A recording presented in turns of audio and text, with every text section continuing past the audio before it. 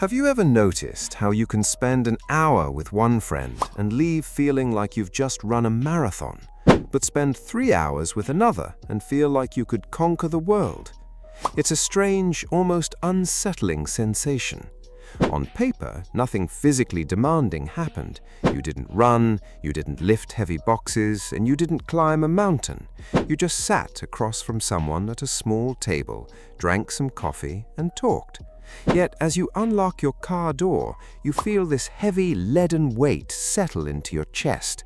Your shoulders are tight, your eyelids are drooping, and you find yourself staring blankly at the steering wheel for a few long minutes before you even turn the key in the ignition.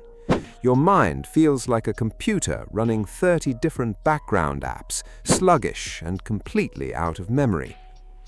We often call these people energy vampires or high-maintenance friends, but those labels don't really explain the mechanics of what is actually happening to us. Why does our body react to a simple social interaction as if it's a physical threat? Why does talking to certain people require so much recovery time? If we look past the casual clichés, we find a fascinating mix of cognitive biology, evolutionary psychology, and the invisible architecture of human relationships.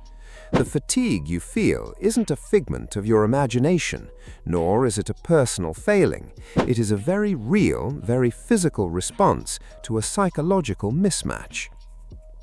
To understand why this happens, we have to start by looking at what your brain is doing when you interact with someone.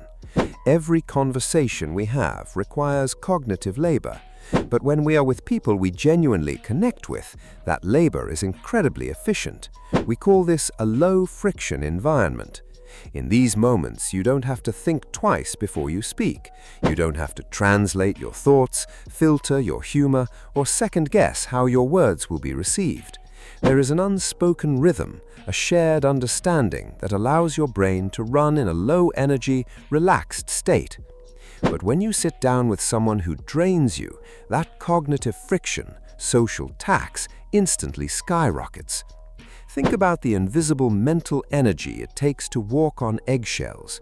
When you are with someone who is highly sensitive, easily offended, deeply critical, or prone to jealousy, your brain has to set up a complex, real-time security filter.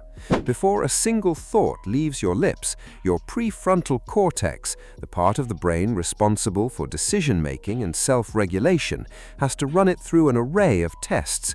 Will they take this the wrong way? Will this story make them feel insecure? If I share this good news, will they find a way to minimize it? If I share this worry, will they use it as ammunition later? This constant, rapid-fire screening process is exhausting. It's like trying to type an important document while someone is constantly bumping your elbow and hitting the backspace key. You're performing double the mental work just to keep the conversation polite and safe. Your brain is working overtime to prevent conflict, manage their potential reactions, and maintain your own composure. By the time the interaction is over, your prefrontal cortex has spent its entire budget of self-control and decision-making energy. You aren't physically tired. Your brain is simply starved of glucose and mental bandwidth from managing the relentless friction. But the drain isn't just happening in your mind, it's also deeply rooted in your biology, specifically within a network of brain cells known as the mirror neuron system. As human beings, we are hardwired for connection. Our survival as a species depended on our ability to read, understand, and coordinate with the people around us. Mirror neurons are the biological machinery that allows us to do this. They are cells that fire both when we perform an action and when we watch someone else perform the same action. They allow us to feel a shadow of what another person is experiencing. If you see someone stub their toe, you flinch. If you see someone weeping, you feel a tightening in your chest. This means we are constantly absorbing the emotional atmosphere of the people we are with. If you spend time with someone who carries a heavy, chronic load of unspoken resentment, anxiety, anger, or general dissatisfaction with life, their body language, vocal tone, and micro-expressions are broadcasting those signals of distress. Even if they're trying to keep up a pleasant facade, your nervous system is incredibly sensitive.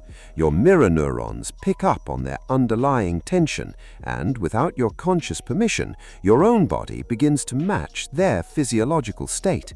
Your heart rate variability shifts, your breathing patterns mimic theirs, your cortisol levels begin to rise, preparing your body for a vague, unspecified threat. Essentially, your autonomic nervous system enters a state of low-grade hypervigilance. You're sitting in a safe environment, but your body is physically preparing to either fight or run away because it is mirroring the distress of the person across from you. When you finally say your goodbyes and leave, your body has to come down from that artificial stress state. That sudden drop in stress hormones is what leaves you feeling so incredibly flat, hollow, and exhausted. You didn't just listen to their stress, your body literally lived through it with them. Then there's the social dynamic of the conversation itself. In a healthy relationship, communication is a cooperative game of tennis. You hit the ball over the net, they hit it back. You ask about their life, they share, and then they ask about yours. There's a natural, rhythmic reciprocity. This mutual exchange is highly rewarding for our brains.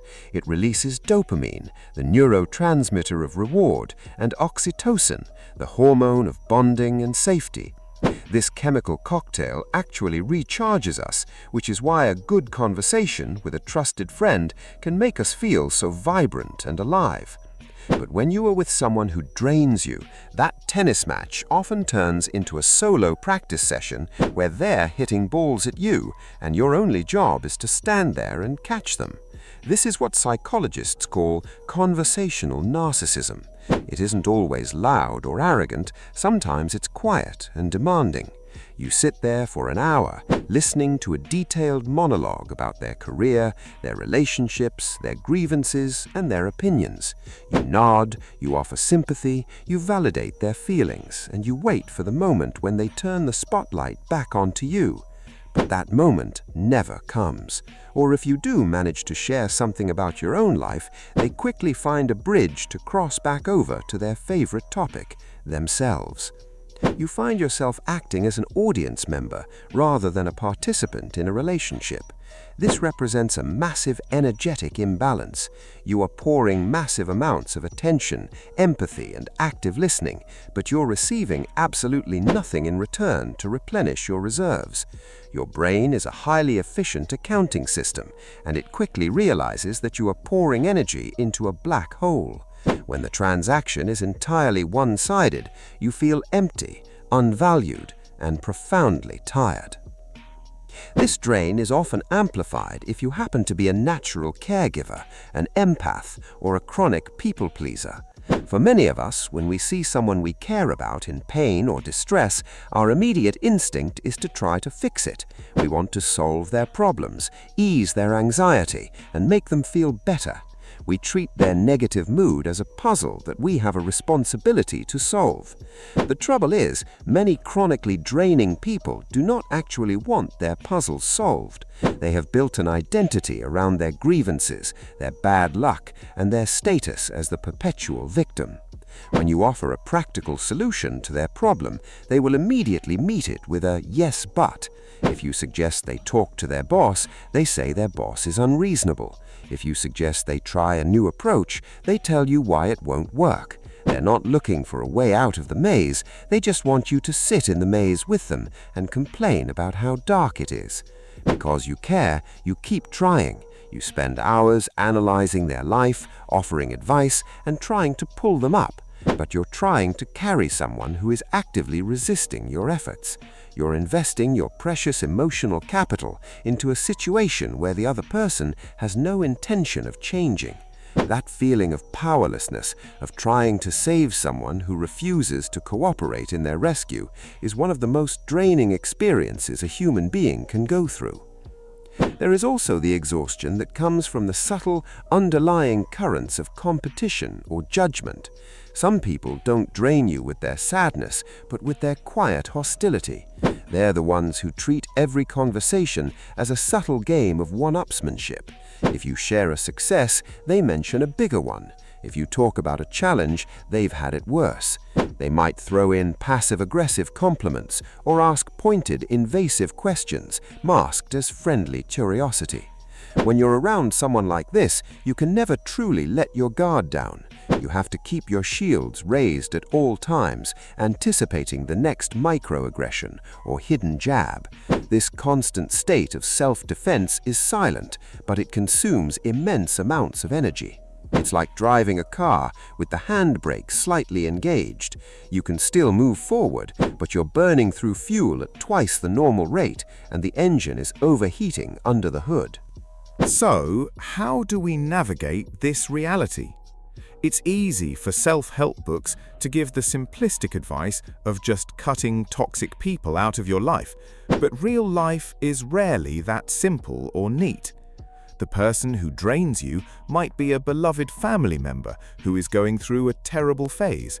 It might be a co-worker you have to collaborate with on a daily basis to keep your job, or a long-term business partner. We can't always control who we have to interact with, but what we can control is how we interact with them and how we manage our own energetic boundaries. One of the most powerful shifts you can make is moving from a state of absorption to a state of observation.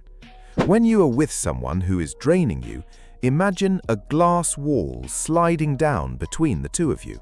You can still see them, you can still hear them, and you can still be polite and kind, but their emotional energy cannot pass through that glass. Instead of taking their complaints, their anxiety, or their negativity into your own body, you simply observe it like an objective scientist. You say to yourself, look at that. They are feeling incredibly anxious today. They are doing that thing where they try to drag me into their drama. By taking this step back, you stop your mirror neurons from matching their stress response. You are watching the storm from inside a warm, dry room rather than standing out in the rain with them. You are offering them a present, but you are no longer offering them your peace of mind. Another crucial tool is learning how to set clear, compassionate boundaries around your time and attention. You do not have to be an open, unlimited vessel for everyone's emotional garbage. You can love someone deeply and still say, I want to support you, but I'm feeling really depleted today and don't think I can give this conversation the focus it deserves. If you are dealing with a chronic complainer, you can gently but firmly steer the conversation toward agency and action. When they start their usual loop of grievances, you can say, that sounds incredibly hard. What do you think your next step is going to be? If they try to backslide into complaining, you can politely hold the boundary. Well, I really hope you find a way to resolve that. Hey, did you see that new documentary? This signals to them that you are not going to be an easy outlet for endless, unproductive venting. It is also incredibly helpful to put a hard limit on your interactions before they even begin. If you know a certain friend always drains you, don't agree to an open-ended, casual afternoon. Instead, bookend the meeting. Tell them up front, I'd love to get together for a quick coffee, but I have to head out by 2 o'clock to take care of some things. Having a clear, pre-planned escape hatch makes the interaction much easier to handle because your brain knows there is a definitive, approaching endpoint. It prevents the feeling of being trapped, which is a massive source of the stress that drains us in the first place. Finally, we have to lose the guilt associated with protecting our own energy. We live in a culture that often glorifies self-sacrifice, suggesting that being a good friend or a good family member means being available 24 hours a day, 7 days a week to carry everyone else's burdens. But that is a recipe for complete emotional bankruptcy.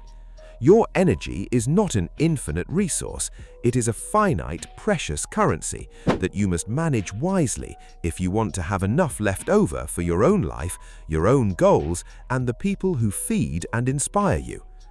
When you feel drained after spending time with certain people, your body is not failing you, it is speaking to you. It is giving you highly accurate biological feedback about the health of that relationship.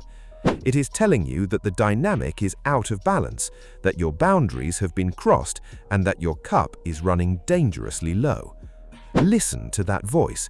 Respect your own limits. Because at the end of the day, you cannot pour from an empty cup, and you cannot heal, fix, or save anyone else if you are constantly burning yourself to the ground just to keep them warm.